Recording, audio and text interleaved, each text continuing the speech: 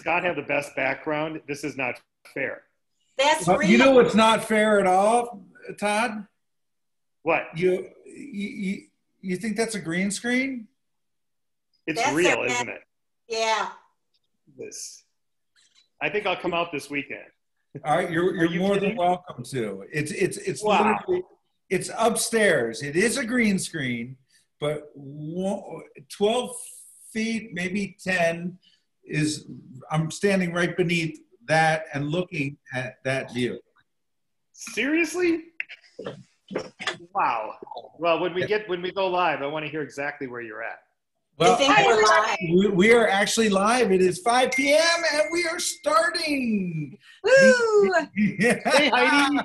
Hi. Hi. Heidi, look How's like we're- everybody today? Oh, you got your vest. Isn't that, Oh my God. that Like, not the coolest vest you have ever had in your life? oh my God, Heidi.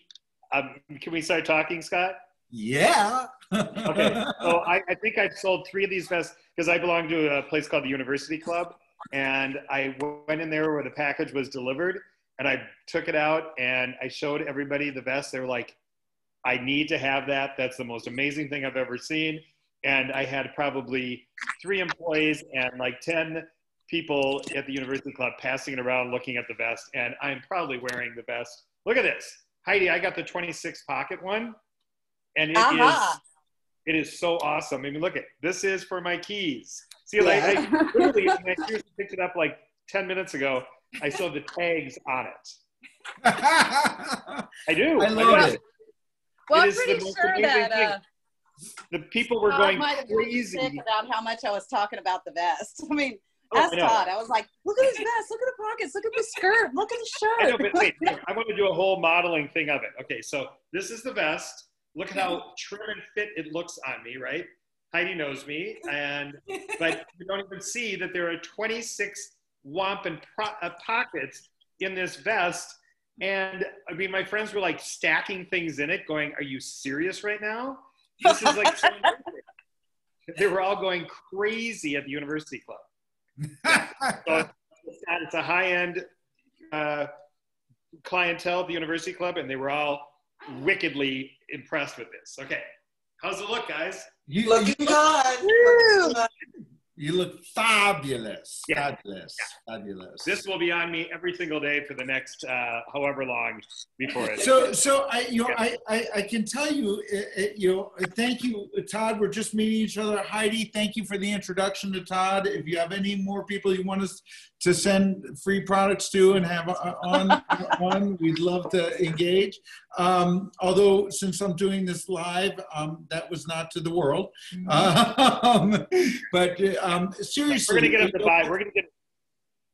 For influential get 'em to buy people, products. I'd love to hook you up and know this, Todd. You're going to discover neat things you can do with that. We have a pickpocket guarantee that you can never be pickpocketed. If you are, we reimburse you up to $1,000. You can fit your laptop in one of the pockets. We have an RFID blocking pocket. I mean, I know that it's right here. there There it is. Everybody was pulling it apart at the University Club, and those are all people that are going to purchase, not people that are going to look for a freebie. This is like so amazing. This is a dream come true. Can't wait to travel the world carrying this vest with me. It's amazing. Thank you, Heidi. I have to say that I wore that little skirt, the little skirt shorts, and I didn't want to take them off. I wore them for days on this trip that Todd and I were on. In fact, by the time I got home, it could probably get up and walk away by itself. But it was, I mean, I hiked in it. I went to dinner in it. It was just perfect. And you had me put it on. Yeah, Todd put it on. He looked awful cute. I think what I'm going to get, Scott, I think I'm going to get the pants. I want the pants, and I'm going to buy the pants with like all of the pockets in. I mean, seriously, these are like, I mean, and here's what I like about it. This isn't like a endorsement here that I'm looking for props, but it's slim fitting. It's slim fitting. And so I kept thinking that, well, you know, is it going to be like bulky or whatever?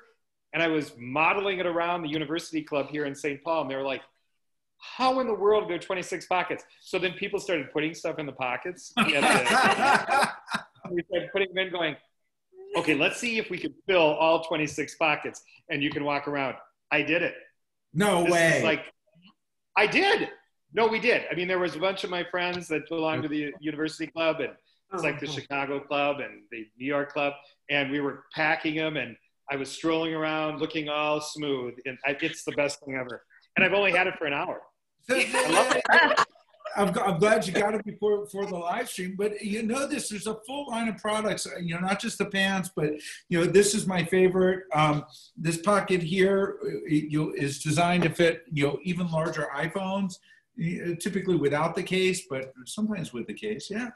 You know, so, and you know, there's pockets here, you know, and it's all super well made, and you know, it just changes your perspective on traveling and life. Yeah, that gigantic pocket back there, you can, you know, it saves on baggage fees. I'm sold for life. It's like the most amazing creation.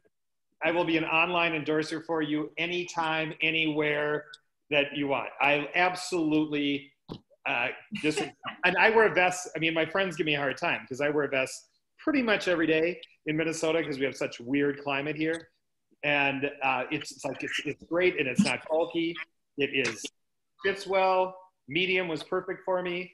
It came like reliably. So might have to wear underwear and see how he yeah, that. You know, we've got underwear. Okay, see, Todd sounds like me last week when we were in Hot Springs together, because I think people really got sick of me showing off the vest. And every 5 minutes, I'm like, look at this. Now Todd's doing it. Oh my God. Oh my God. Yeah, this is not leaving my body. Trust me. So let's go around the horn a little bit. You know, Todd, you're new to the group. This is the Lauren Scott, the Diana. This is my favorite one on now. Oh yeah, she's got the logo. Because I live in the land of bad weather also in Chicago. And this parka, it was about 40 degrees yesterday, and there I am out with my parka filled with all my junk, which is fine. Yeah, I mean, I think I don't know. At some point, this is not all about, obviously, the best, but at some point, I'd love to interview you guys on my channels, either with Fox or whatever, and talk about how you I read your history, but this is an ingenious invention. I absolutely. Well, we certainly do appreciate it. So let me tell you, since you're new to the group and we got some regulars here, Spud, how you doing, Spud? No camera? Hey, there I am. Okay, hey, we're Spud. good. How's it going, everybody? Can you hear me? Yeah. Good, Spud. Right. How are you? Doing well. I'm here at the piano, so I thought, you know, I might be able to provide some background music for this talk show. Miles Davis. Can you do Miles Davis? Yes, but not on a piano. Oh, okay. So you're taking a break from the SATW conference too, huh, Spud? Yes, I am. That's hey, we're both matching. Look, we're both doing right. Hey, Scott, would you mind if we went around and just did a quick intro, I was going to start to do just that. So this is the Diana and Scott Travel Show. We have some new people and some regulars here as well. So it's every Thursday or so, and today's a fun topic. We're talking about, you know, your favorite place on your travels that you had a cocktail or a drink or a bottle of wine that you remember and want to share. So we have an interesting group of people here, and I'll just let everyone go around the horn. Let's start with Robert. Robert, I want to thank you, by the way, for the interview that you did for the Type 1 Diabetes Partnership, which we're about to announce. God keeps announcing every week. Yeah. Yeah, I happened to just click on the Facebook page when you were talking to Andrew, and I see that you had your drink there that you were talking about when you're trying to get the green screen to work. Yeah, they're trying to get the green screen to work with Andrew is really nice. I enjoyed the interview with him. Oh, good. Nice. Thank you. We'll talk more about that when we wrap up. I want to talk about the progress there. It's really exciting. Yeah, it's almost official. Well, it's official, but it's almost good. Yes. Tuesday. It's cold here, guys. I'm putting on my fireplace. It's cold. Okay. So this is going to be a really, hopefully everyone brought I see Diana's got a little cocktail. Do you drinking any? Spud, you want to introduce yourself? Cocktails or mocktails? Hi, I'm Spud Hilton.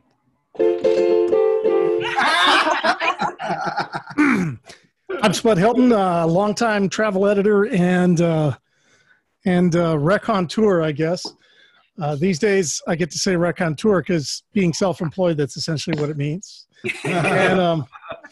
and doing editing for Where Traveler magazine and speaking and the usual stuff we all claim to do when nobody's actually doing it. So, I'm in San Francisco right now, and I'm sporting my favorite plus-sized Scotty Vest Q-Zip, which Laura was nice enough to send me when I told her that I gained 10 pounds on the pandemic. So wait. That's it. Tell me what that is. What are you wearing right now? Oh, it's the Q-Zip, which means it's a quarter zip.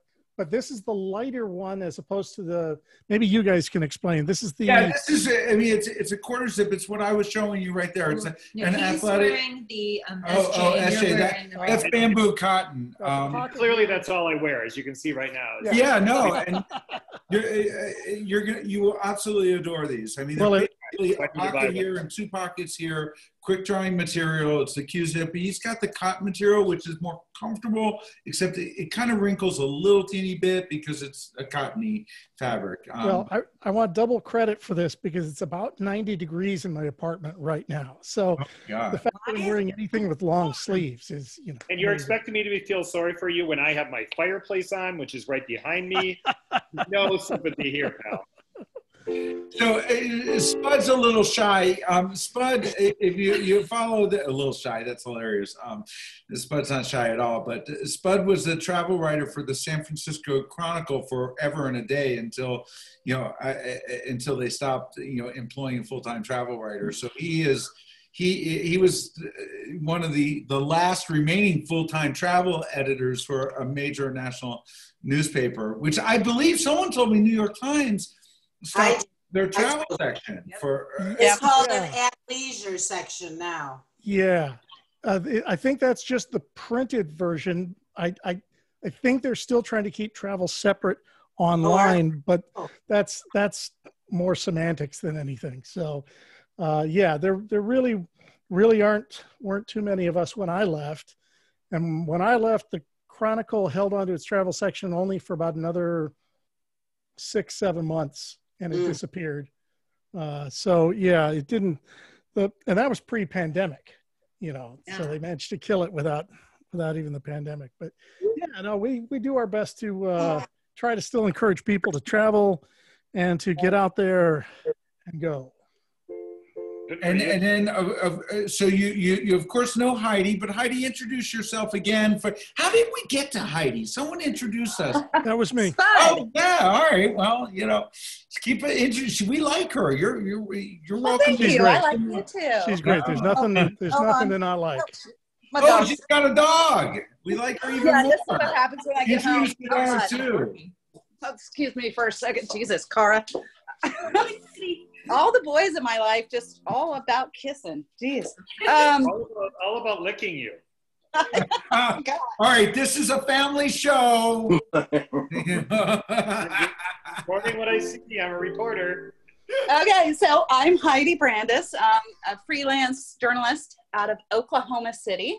There's not a whole lot of us in Oklahoma, but there's a few. I was in hard news reporting for many, many years until about 3 years ago, shifted to feature magazine and travel writing and have not looked back because so much better than writing about terrible politics and dead babies and all the awful things in news. So now I freelance for a variety of magazines, including BBC Travel, wrote an article for Spud one time at the San Francisco Chronicle. Just a bunch of magazines, and I'm more often on the road than I am home. So there you go.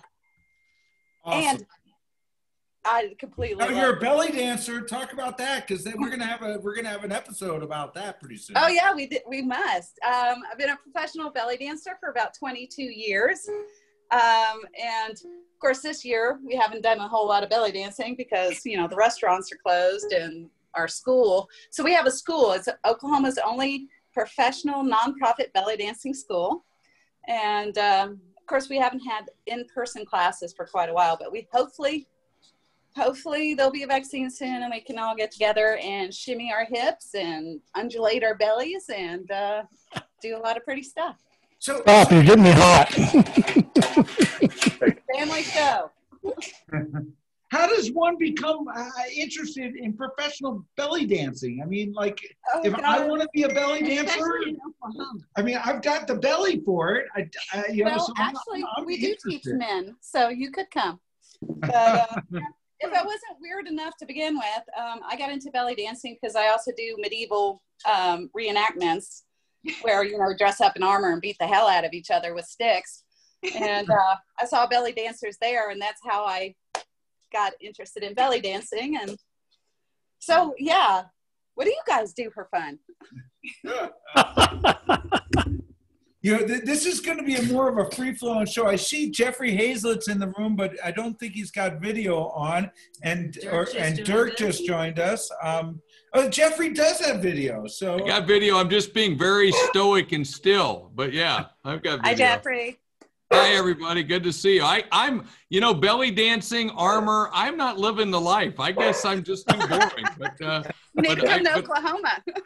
Yeah, exactly. I'm right now. I'm in my ranch in South Dakota, so not as exciting, but nonetheless, there you go. My very first press trip ever was to South Dakota, and made me fall in love with the state. To the Black Hills, probably, I assume. That and Custer State Park. Yeah. Where the big Buffalo Roundup.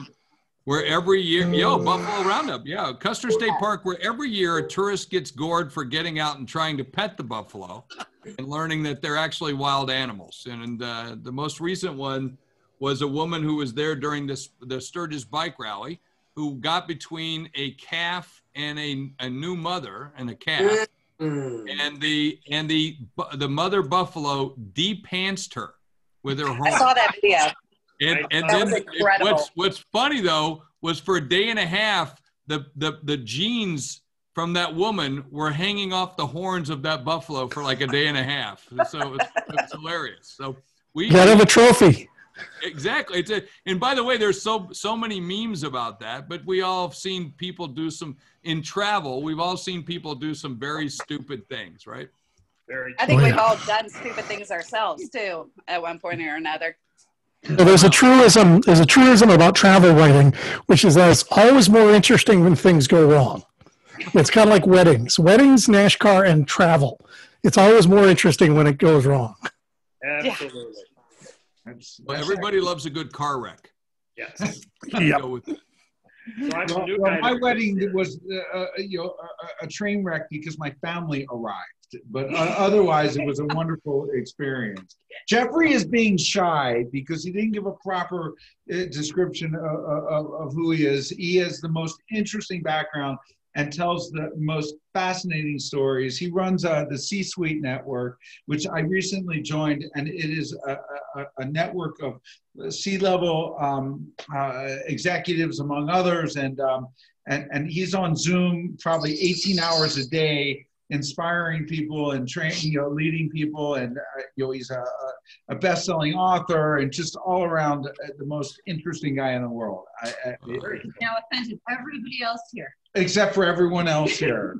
And I'll introduce Dirk, who needs no introduction because he's a regular here, but he is our primary manufacturer and someone I'm proud to call a friend as well. So thank you very much. Thanks so much for joining. Does everyone have a cocktail? I think it's appropriate. Oh, no, hold on. I got to go get my bottle. I don't, but I'll pretend like I have one. All right. So I'm going to move on to the group. You notice on your Scotch Sundays, I'm smoking weed, and yet on my cocktail day, I bring a cocktail. So there you go, fantastic. Yeah, I host a Scotch Sunday every night, or not every night. I like to host it every night. Yeah, and we have such an eclectic group that comes. You have everything from authors, speakers, coaches, trainers. We have NBA Hall of Famers. We have a ton of musicians for some reason who love to come and join. Pink, the lead drummer from Pink. I mean, yeah, We have the lead drummer from John Cougar Mellencamp. We have the saxophonist for Pink Floyd. We have guitarists. It's amazing who shows up. And it's all word of mouth, nothing but word of mouth. And something we started because I needed a reason to officially drink scotch where my wife wouldn't be mad. And so. So it is every night. Yeah, which is every night, quite frankly. Show me the way to go home. I'm tired and I want to go to bed. I had a little drink about an hour ago, and it went straight to my head. We're going to need a bigger boat. Well, I'm drinking just a glass of Chardonnay, but I've got a story about cocktails to talk about, which is actually something I think Spud might even know about because it's in San Francisco, and it's an interesting way to kick this off. So cheers to everyone in the group, and welcome to Thursday night. Well, thanks for inviting me. What's that? Oh, did we not introduce you? I think no, poor Todd. I thought we started with Todd. That's fine. Let's go back to Todd. Okay, no, thanks for including me. Heidi, my dear friend, told me about this great YouTube channel and about the amazing company. And as I said, I'm probably wearing one of the vests right now. My background, do we talk pre-COVID, post-COVID? I used to do reality TV, so I was a reality TV host and producer, and hosted reality TV shows, and have been a print journalist for the City magazine here for a number of years, for the travel editor, and also wrote for the dailies here and in other markets. And I've been a Fox entertainment and travel and lifestyle reporter here on television for over 15 years. So that's my background. So it's TV, print journalism. I still do radio. So I'm a radio contributor when it comes to weekly. I talk all about what's going on, where I've been. They do Todd About Town, Where in the World is Walker? That's my last name. And I send them pictures of my great escapades and my travels. So pretty much I've been in journalism my entire adult career, whether it's TV, radio, or print. What's the reality show? We got to know what reality shows. We want to know which ones. We wanted to hear about more train wrecks. Which one were they? So this is a train wreck. So I had a show that was a syndicated show that I was the host and the executive producer that was called The $1 Million Idea.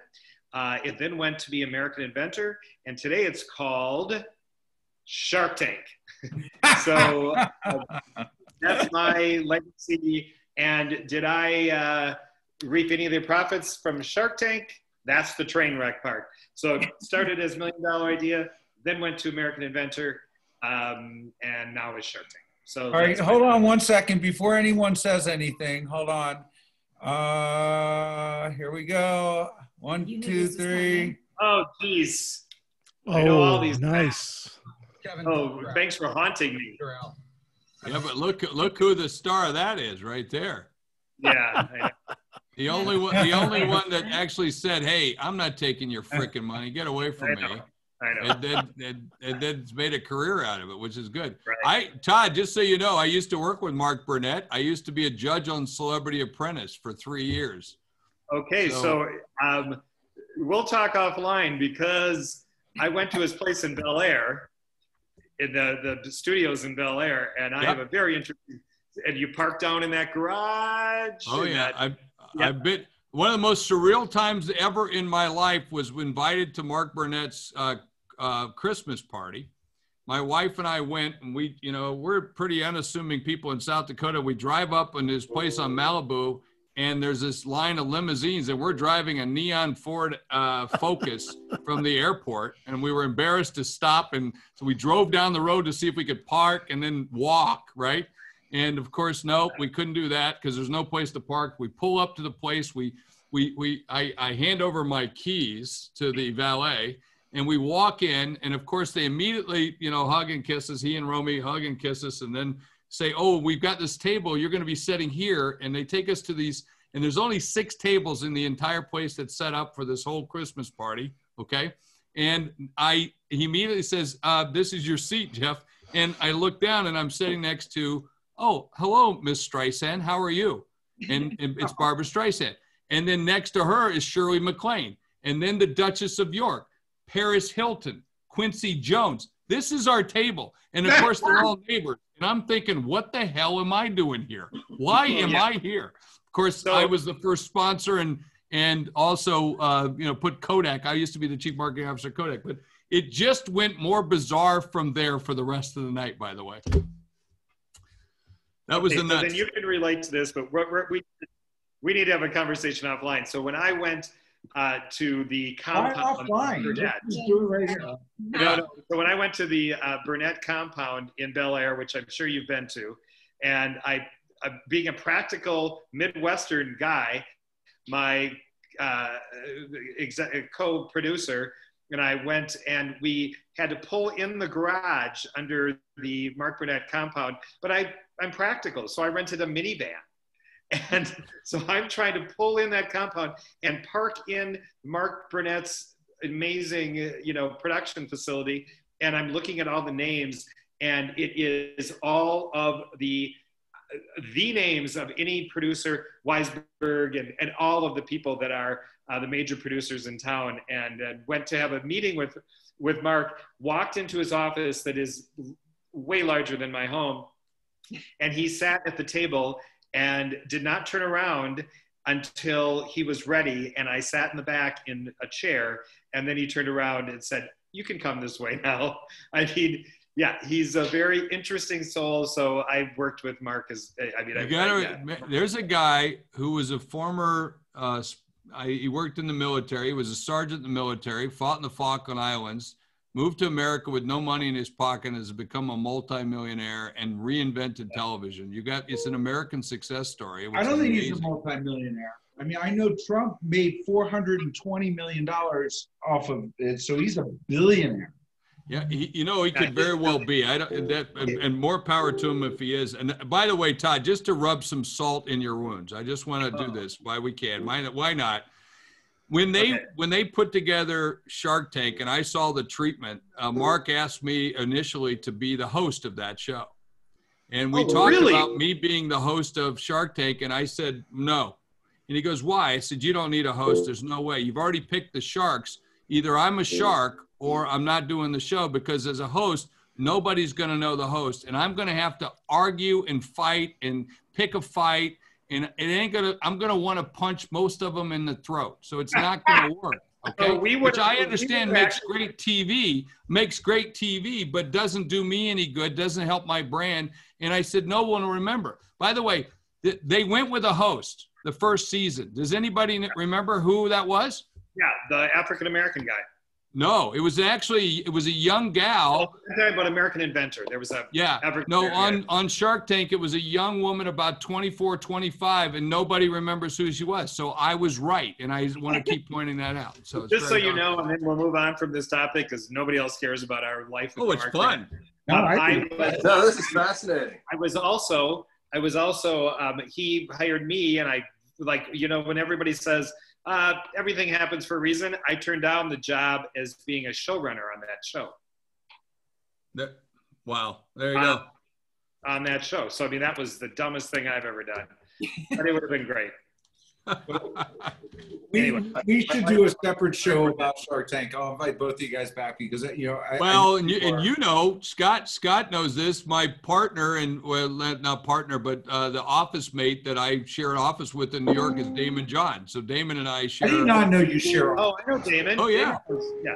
Our office is in the same offices in New York, and so we've been that for a long, long time. And of course, and Kevin Harrington's one of our podcasters on C-Suite Radio. So I know Damon. I've shot him a couple times here because he used to actually kind of.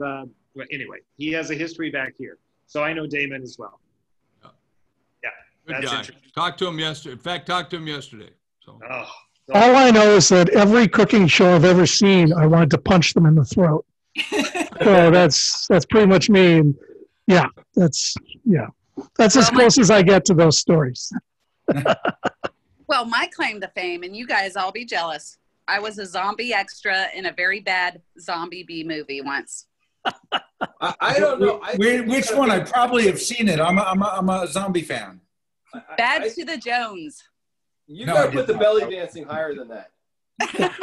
Okay, I will have to say that if anybody ever saw Stephen Fry's show, Stephen Fry in America. Yeah. I was at Oklahoma. I know Stephen. He is the tallest man I've ever met. He's a huge guy. I'm 6'3" and he's bigger than I am. He's much taller, big guy and smart guy too. Very smart guy. So classy. But he had actually come to Oklahoma City as part of that series. And at the time I was doing PR for the Salvation Army. So they were going to be there on Good Friday, want to do a piece about the Salvation Army. And I met with the producer ahead of time. She and I hit it off like gangbusters. And yeah, it ended up being a piece about Heidi Brandis, Salvation Army during the day, exotic belly dancer by night. Are you serious? Oh yeah, I almost lost my job over that one. Total PR fail. So if that show ever comes back on Netflix, pay attention to the Oklahoma one because I'm on it. Hey, speaking of travel, and Scott, I'm just going to jump in with another story. Do you guys remember Michael Palin's show? Oh yeah, I love that stuff. I love that show. Absolutely. There was a guy that I was doing business with in the UK one time, very eccentric guy. He had a home out estate, family estate, big manor, you know, owned like 100 cars in a garage and a barn over here and this and this. And he was the kind of place you'd walk into his place and there's a million things, almost like a hoarder, but they're all gadgets and he collects this and he does this and he's got this experiment over here and this experiment over here. Well, I used to be very active in acquisitions and doing things. And so I was trying to buy a number of companies in the UK. And so I'm having dinner or lunch with Martin. I won't say his last name, but Martin. And we're having lunch in this very posh English restaurant. And he's talking and so forth, you know, and he's got the hair out here and looks like Einstein kind of thing. And all of a sudden, Michael Palin was walking by and stops and goes, "Martin." And he sits down and begins to talk to us for a half an hour. And of course, I'm like fanboy crazy, like thinking, but I'm trying to be cool, like I've been there before. But, you know, here's Michael Palin, you know, Monty Python, and of course, that wonderful show that he's had for a long time, and so forth and so on and so on. And they kept talking and they were doing this thing. And so Michael said, "Nice to meet you, nice to meet," and then took off. And then I turned back to Martin like, that's Michael Palin, you know, almost, I didn't say that, but that's like Michael Palin. And he goes, "I'm sorry, Jeffrey, I didn't introduce you. I couldn't remember who he was." Family friend for years, couldn't remember, didn't introduce me. And I thought that was a wonderful story. But I loved that show, but I'll tell you, it was the poster child for the difference between the timing and pacing of British travel shows and American travel shows. Because I watched that and I'm sitting there going, "Oh, wow, this is a little too long. Okay, maybe we can cut this part here." If I were to like throw it into an edit, it would have come down by about 30%. And that's not him. He does a great show and he does it for an audience that loves that sort of drawn out storytelling. But, you know, I'm used to Bourdain where it's like, you know, like this the whole way through. So, but it was a great show and great visuals. Well, I want to draw it into the topic for a moment. You know, but there was a topic. I think there is a topic. Sorry about that. What are we talking about? Drinking. You know, who are you? And I don't mind wandering around, but I did bring one reference point to this, and I'm Jewish, so I don't drink much. So, you know, I don't, you know, fully, I had to dig deep for a reference, and I'm going to share my screen because there is something that I think it's likely that Spud knows about this place. It's called the Beehive. And it is a cocktail bar in San Francisco. And I've never been to a cocktail bar where, like, these things are ridiculously delicious. And they make them, and it takes them 10 minutes to make a freaking drink. And they make the dust up, tequila.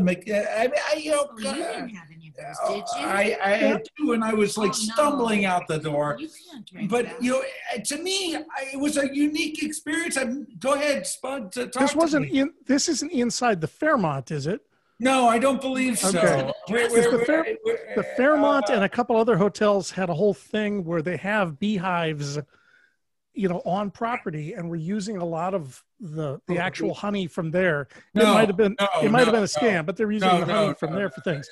I haven't heard of this one, although right now, whether or not a specific cocktail bar is still even open at the moment, it's hard to tell. I mean, but I will definitely try this one. Oh my God, I've never. What you tried?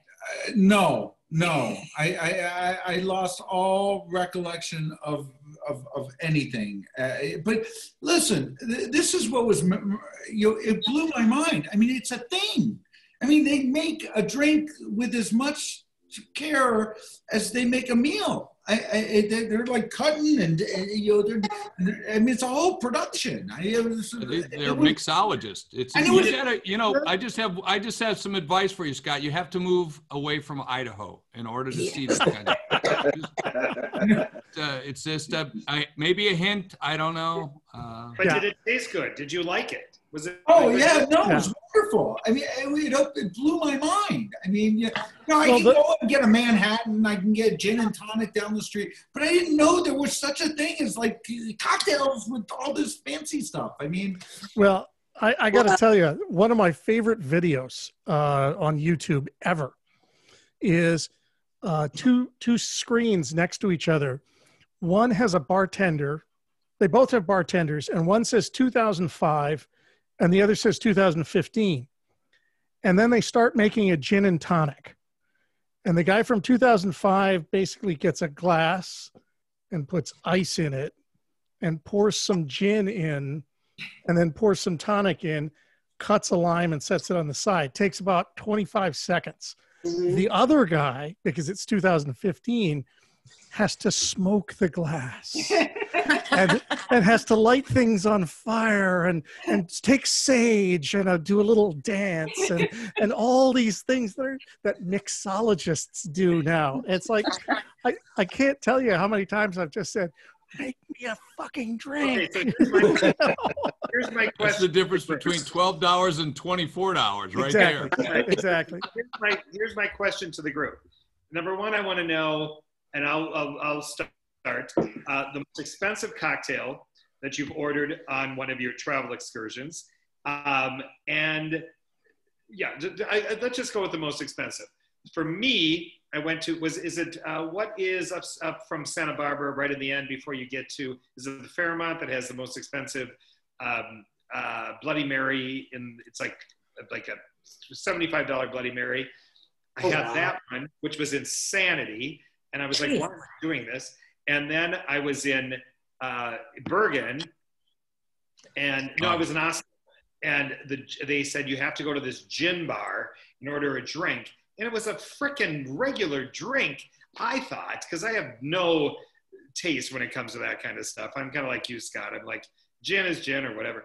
And I ordered a gin and tonic because I wanted to write about it.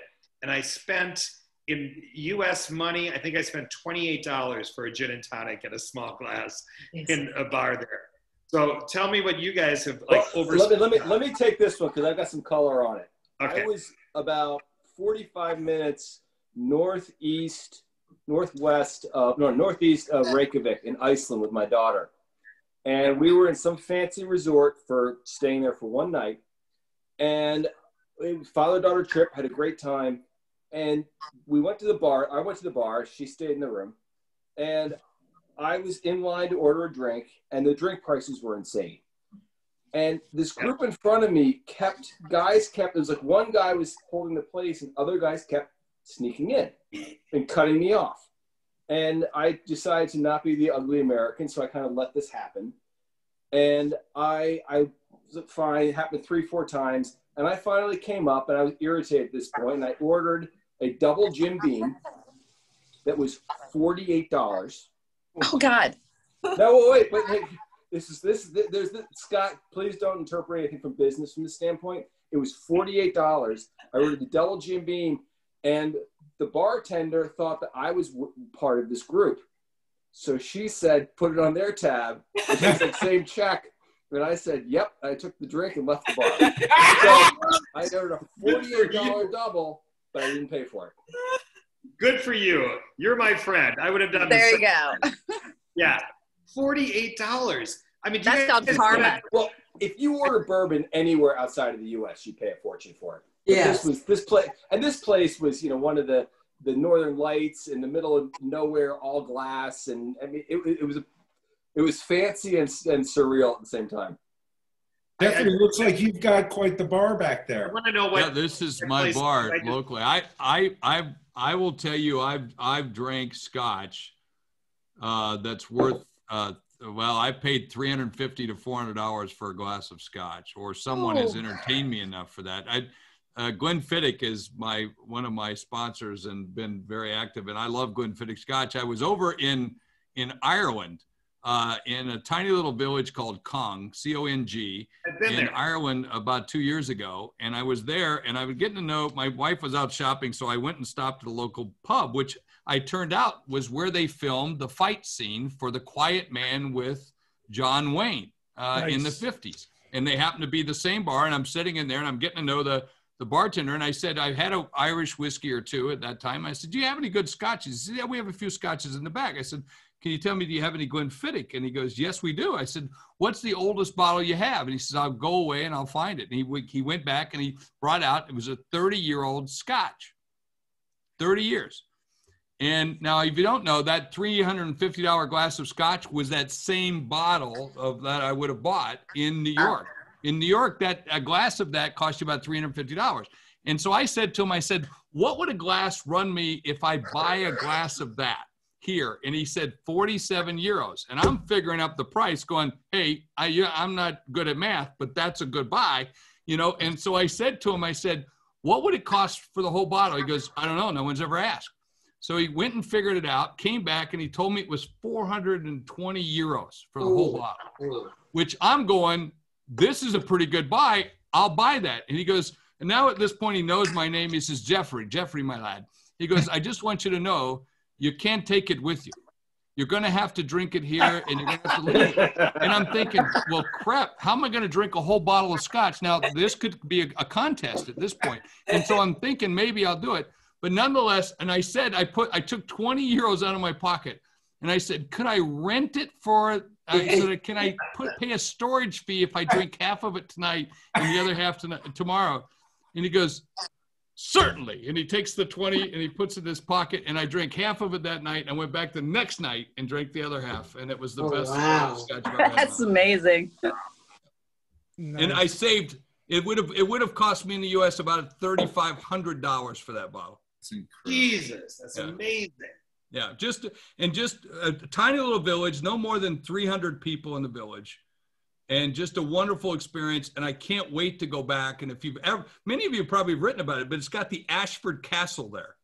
Yeah. And it's a 5-star hotel. You can learn how to fly falcons. I flew falcons. I went fly fishing for trout and salmon, and it was just a wonderful experience. The best trip I've ever had in my life. That was my last trip in early March, that whole region. Yeah, it's a beautiful area. Yeah. Ireland is definitely on top of my list. I have to go to Ireland, especially with the whole medieval thing. Well, they have the Game of Thrones tour that you can go on. In Northern Ireland, they have the 10 doors carved from the dark hedges trees. Right. That I had to go with my brother and my sister-in-law to see all those stupid doors. Yeah, oh, you sweet talker, you. Oh. It's right across from the Titanic Museum. Yeah, in Belfast. Yeah, absolutely. Yeah. I did the same thing. I did the Titanic Museum, and then I went over there and did the Games of Thrones. Okay, let me say something about the Titanic thing, because I've written columns on this. How bad is your city when you build an entire museum based on the worst maritime failure possibly ever? Now, and just to follow that theme, I still remember when National Geographic had on its cover, it was the digital cover, I don't know if it was the regular cover, It said the Titanic, the greatest ship that ever sailed. And I wrote a column that said, shouldn't the greatest ship that ever sailed have completed one trip? One trip. It didn't even complete one trip. And here's the funny part that few people know. It had two sisters, two sister ships, one of which survived that era. It was used in World War II and sank. The other one never sank. Shouldn't that one be the greatest ship that ever sailed? Because it didn't sink. But do you agree the museum is pretty amazing, though? It's kind of I haven't seen the museum, but I got all the press releases when it came out, and I just had to make fun of it. I'm sorry. You I know, just had to. What's really interesting is, okay, the Belfast Museum, I imagine, is amazing, but the other two Titanic museums, which are phenomenal, are located in Branson, Missouri, and Pigeon Forge, Tennessee. Whoa. Nowhere close to water. Of which we know are large seafaring towns. Right. Branson. And I've been to both museums, and they're exquisitely done. I mean, it's so good. And they have like original artifacts that were collected from the sea floor because they can't collect from inside the ship. But it's because the guy who led one of the expeditions, one of the first expeditions to find it, owns those two museums. And they do a really good job with it, but it's very odd to have it in Missouri and Tennessee. Yeah. Heidi, you need to get to Belfast, because the Belfast Titanic Museum, I agree with everything you're saying, but it's like Walt Disney did it. I mean, you actually are on a ride, and you're like going through what they would have experienced with all of the visuals on the side. It's well done, and it's right across from I don't know if any of you have been there. Well, next year. Do most people survive this ride? It's on my list. I mean, does the majority of people survive this ride? Because then it's not like the Titanic. You're right. I survived, but it is. Plus, you know, boys with Irish accents. Oh. And Scottish and kilts. Diana, tell us about a drink, because I know you prepare for these shows because you're on the payroll. Oh, but I haven't received my check. Anyway, I have a question. You're all very bright people. What is the oldest 83 the oldest alcoholic drink? Beer. Wine. Yeah. Beer. It depends on who you're talking to, because supposedly the earliest recipe for food in general is beer. Supposedly 10,000 years old, and they have also the Sumerian, the Song of Ninkasi, which was basically it was a poem in Sumerian or Aramaic or something that was supposedly a recipe for beer. I'm calling bullshit right now. You two are definitely colluding. No, the oldest alcoholic drink was mead. Mead, yeah. I was going to say, mead. Yeah, it's a derivative from honey. They used to make it with honey. That's right. Oh my God. She's right. You got to watch. Diana, you got to watch. I watched the movie Robin Hood with what? Anyway, that was in the movie. That's the only reason I knew that. Mead will mess you up. Okay, so in the medieval reenactment stuff, mead is a big deal. Oh my God, it will give you a hangover that will make you want to change religions. It's incredible. It gets you very drunk very fast. It tastes really good. Worst hangover ever. It's the sugar. If I can say this right here, right now, I just want to say kudos to Dirk for calling bullshit, because I was all in. I was too. I was like, the Song of Ninkasi is real. And all of a sudden, Dirk's just calling bullshit. I mean, that's out. Look up Song of Ninkasi. You will find that it's an early beer recipe. Spud, I'm sure you're right. I just think you had the answers to the question. No. I wrote a beer column for like 5 or 6 years. The details of this group is carrying around with them is fairly intimidating. Well, it's like that. It's I grew up in a family of 4 boys, and my parents, my dad was a journalist from a long time back. My 3 older brothers were all 10 times smarter than I am, and are just sponges for information. And I was the intellectual runt of the bunch. So we had this family that was nothing but useless information that you could quote at any specific moment. And, you know, some of it drained in here somehow, but also being a journalist, as you know, I mean, as most of the people here can attest, when you write or do shows about enough things, you learn a lot of stuff. So, hey Spud, you know, any interest in babysitting the old Westphalia that I have? It's in San Francisco, and the guy that's watching it doesn't want to watch it anymore.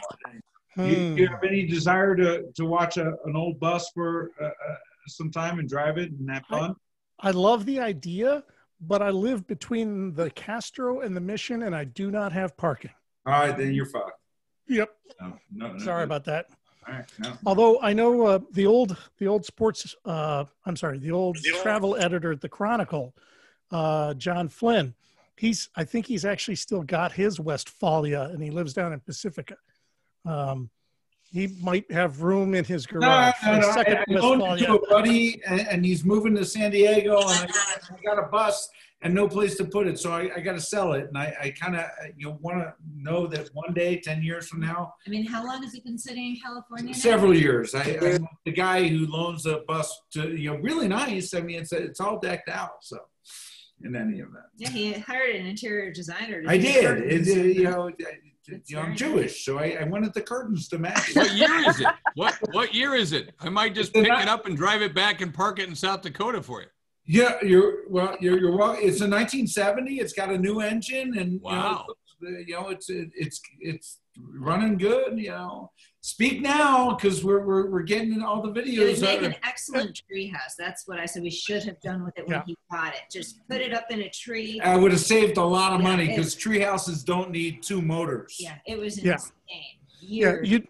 Don't you have to have back these things up a hill because they won't go up a hill forward or something? No, I got a fancy motor. Unfortunately, I brought it to Jiffy Lube, and they did a Jiffy Lube, $29, oil change, and then they forgot to screw on the cap, and it drained and seized up. Spend extra $10 I had to replace the motor again. He called me on his way home and said, "I'm staying in California." Yeah. But no, that's the one that's got the engine right in the front, right? No, right in the back. In the back. There's nothing in the front for airbags other than your knees. No, I thought it had in between the driver and passenger seat. There used to be a big hump there with a big part of the engine. That's on the Ford vans. I know the Ford vans are like that, because that's what I grew up traveling in, was a '69 Ford Econoline. My parents were essentially broken. When you go to visit relatives around the country and you have 4 kids, you jam them all in the Ford van and you just keep driving until you hit a KOA. But that hump in the middle, because it was prone to breaking down, you could pull off the top of that hump, and that's where you got at the engine to work on it instead of in the front. It was very no offense, Spud, but isn't that the van that most mass murderers usually? Only ours had windows. Ours had windows. They weren't painted. I just remember that from a movie again. A movie. Did you have curtains on the windows? I think we had curtains on the windows. Essentially, my dad, because there was the driver's seat, passenger seat, a middle seat, and then there was a back seat. Well, Dad tore out the back seat and built in a U-shaped set of benches that you could store stuff underneath and sleep at least 2 people at any one time on the benches. And that was fine, except that, remember, there's 4 of us. 3 brothers fit on that middle seat with seat belts. I'm in the back just floating around. I'm like hiding under pillows. I'm building forts out of pillows. I'm just wandering around. It's the type of thing where if it were happened today, they would be in jail for letting me ride that way. But that's how I spent all my early travel, was bouncing around the back of a Ford van. So we have 7 minutes left, and I want to honor my rule of signing off exactly at 6 o'clock. And in those 7 minutes, if anyone has anything else to share about our topic tonight, which I really forgot, you feel free to do so. I'm going to wrap up and talk a little bit about, the JDRF thing that we're doing, and also the mask update. And we're advertising heavily on television on my favorite network, Fox. And I'm a reporter there. He's a reporter. All right. Well, you've got an interesting set of viewers. We like them a lot. Nice way of putting it. That. Don't Google me. And with Fox, you'll learn a little bit. In any event, if anyone has any interesting topics that they'd like to talk about for next time, either email me or suggest them here and now. It's awesome to have you, Todd. If anyone has more people, Spud, you're pointing at me. Road trip music. Ooh, I like that. Oh, road trip music. Car music is great. Yes. Yeah. Oh, yeah. Road trip music. But here's my only take on this. I think we need to start nipping some things out up front. No one can say lowrider. I mean, there are some things that need to be removed from the conversation before it happens. And you're only allowed to do the I've been everywhere if you're talking about the original Australian version of the song. Yes. Because it wasn't an American song. And 99 bottles of beer does not count as one of the songs. There needs to be some filtering. Yes, absolutely. But road trip music, I think that'd be a good one. Or road trip cars. I'm just saying. Well, because I'm selling it, maybe that's a good way to promote the sale of the bus. I like that. I'm gonna. We were talking about the Shark, as in Shark Tank, but the Shark was the name of the car that Hunter S. Thompson was driving in Fear and Loathing in Las Vegas. Tell me. So to go back to the liquor story, I'm going to put Spud on the spot here. Uh-oh. I heard a legendary thing about something to do with toe whiskey. Oh. Yes. If you go up to basically up in Canada, where they are very polite but very strange, there's a place, I can't remember the name of the saloon, but I believe it's in Saskatchewan or something like that. And the bar has a freeze-dried toe, and they call it the sour toe cocktail. And if you go in there and say, give me a sour toe cocktail, it's essentially they put the toe in a glass and they pour in any specific kind of spirits you want. And you have to drink that, and it has to actually touch your lips. And you get a certificate and a little card that says that you qualified for this. For reasons that pass all understanding except the inebriation, I've done this 3 times. Toe liquor? Yeah, because the Canadians, whenever the Canadian PR people come down to, used to come down once a year to do a big show, they would bring the guy who does this and the toe with him, except they'd have to do it very quietly because you can't take human remains over, a line without a lot of paperwork. And basically they do this for all these media people. But as I understand it, the place is so popular that over the years, people who were regulars at that bar have bequeathed their toes. Oh, God. So that when they die, they say, cut off one of these with some garden shears, give it to these guys, and they'll freeze dry it, and they'll always have an extra toe for the future. It's my favorite story. You could have a Spud. You could have a Spud vodka. You could have you think about it, right? Yeah. Is there any selection on which toe? I think they go for the largest one, so nobody swallows it or something. If you don't, hey, listen, if it's not the big toe, it's nothing. It really isn't. Yeah. I mean, think about your toes. If you think about your toes, you got to pick one. It's either the big toe or nothing. It's pretty much that's the go thing. Go big toe or go home. Yeah, exactly. I mean, the little toe is kind of an afterthought of a foot on the foot. We have to admit to that. I will say, and I didn't bring this up, Scott, who is doing his Claude Rains imitation there, that I have a cocktail that was designed and named for me that I've never had a drink of. It's called Really? it's called the Minty Spud. and it was done by Dan Saltstein, one of the travel editors at the New York Times, who got into the whole making cocktails and inventing new cocktails. And he called one the Minty Spud and sent me the recipe. And I have yet to find the right bar that has all the ingredients for it. So I've never actually had one. But one of these days, and if I do, I'll let you know. New bucket list to have a cocktail named after me. Well, next Okay, time, you're my hero, Spud. next time we should all make that cocktail and toast you for that cocktail. Yeah, there. So, Yeah, Heidi, you need to raise your standards if I'm your hero.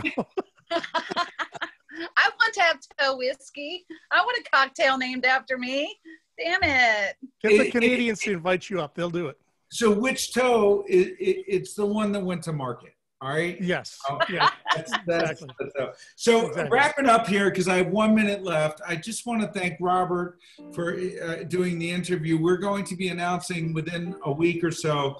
Tuesday the 20th on Rhonda's birthday. Okay, our partnership with JDRF, which I'm not allowed to say, but He keeps saying. yeah, it's the charity, the organization the big for medical devices, because they figured Type that 1 diabetes. for so and Robert was kind enough to be interviewed because they realized that our products are perfect for their medical devices. So thank you, Robert. Thank you, everyone. I'm so glad to be able to get back in that fashion. I'm a big supporter of JDRF. Well, awesome. When we have a post big that, surprise announcement coming up on Tuesday. make sure you sign up for our newsletter so that you get it. You're probably already on it, but so we're super excited about that. I was trying to show the mask, which we're going to announce, and I want to thank Dirk for helping lead the design process on this. It's not a mask; it's a gator with a straw hole, a filter, a pocket, another pocket. Yes. And the straw hole is too small for a toe to fit through it. That might be. I want to see that. What do you have? Wait. Even a boba straw? Are you talking? Even the baby toe, the one with the market, that'll fit through. I want to see that product. I want to see that. What's that? God, I want to see that product. Yeah, show us that. The All right. gator. So, all right. Well, it basically, And that is not a final sample. Yeah, it's too small, but the colors are wrong and a few other things. So basically, and I'll try to be brief because I don't want to go too far over 6 p.m. But when COVID hit, my manufacturer Dirk, said we got to make masks. We got to make masks. Everyone's making masks. And I'm like, what can we do for a mask? I don't think Dirk's no, not at all. He Keep going, Scott. I'm with you. Yeah. All right. So he's like, put a logo on it. Everyone's putting their logo on it. I'm like, that doesn't make it interesting. So we waited for some time, and Dirk's like, I have the perfect idea. We're going to make a gator that is beyond the pandemic. It's something you feel comfortable wearing well beyond the pandemic. And it's got, a filter, and it folds into itself. You can have as many layers of filter as you need up to, and then it's got 3 pockets. It's got a it's a freaking Scotty vest of mask. I mean, it's the most professional. I would use that hunting. I would use that while I was out hunting. Right. Yeah, well, dirt biking, fires, fly fishing, smoke from that's the fire. so cool. And you can drink through it? There's a straw? Yeah, that's the other part. You could drink your wine through it, and But if you're, I usually drink wine from a straw, so it works out fine. I want to see that. That is super cool. You could drink a spud, a minty spud. Minty spud. You could drink Do you a have the big toe recipe whiskey. for Minty Spud?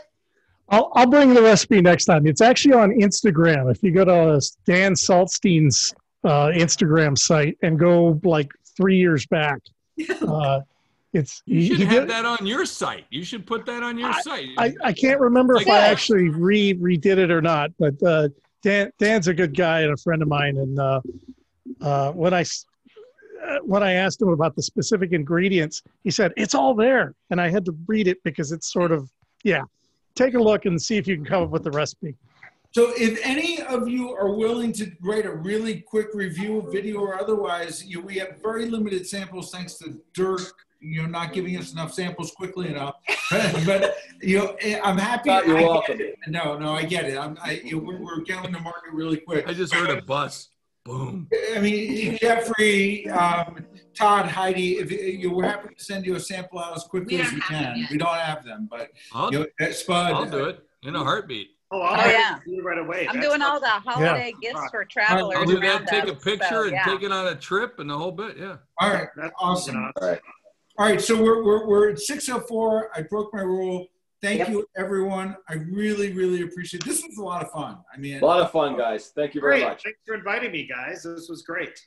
You're now on the list, so you're on. I'm now going to go search for Heidi's belly button belly dancing videos at this point. So this is where I'm headed, right? And then followed by the Minty Spud, and then Todd Walker's infamous jumping off the cliff after Shark Tank. But that's what I'm going to do, right? That's great, guys. Bye, guys. Thanks for having me. I appreciate it.